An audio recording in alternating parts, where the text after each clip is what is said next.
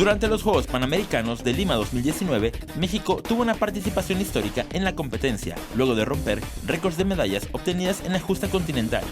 Tras 17 días de competencia, el Fuego Panamericano de Lima se extinguió. Ahí, México se ubicó en el tercer lugar del medallero general, sitio que no conseguía desde la edición de la Ciudad de México en 1955. El contingente nacional superó en el medallero a países como Canadá, Cuba, Argentina y Colombia, quedando solo por detrás de Estados Unidos y Brasil.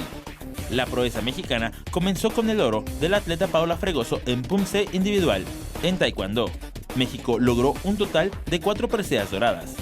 El racquetball fue uno de los deportes que más oros le dio a México con 5. Paola Longoria ganó en individual, en dobles con Samantha Salas y en equipo con Montserrat Mejía, mientras que en la rama varonil, Rodrigo Montoya se llevó el primer lugar en individual y en dobles con Javier Mar. Una de las sorpresas dentro de los Juegos fue la medalla dorada del juvenil mexicano Patricio Font Nelson, quien se consagró como el mejor esquiador acuático del continente. Con apenas 17 años de edad, Font fue el medallista con menor edad de la delegación.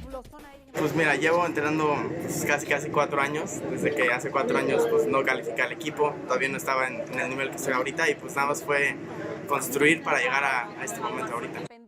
Lima recibió a 6.487 atletas de 41 países, quienes compitieron en 39 deportes y 61 disciplinas, donde el representativo azteca logró hacerse de 136 preseas, además de conquistar el máximo número de oros fuera del país con 37. Andrés Brito, 21 Noticias.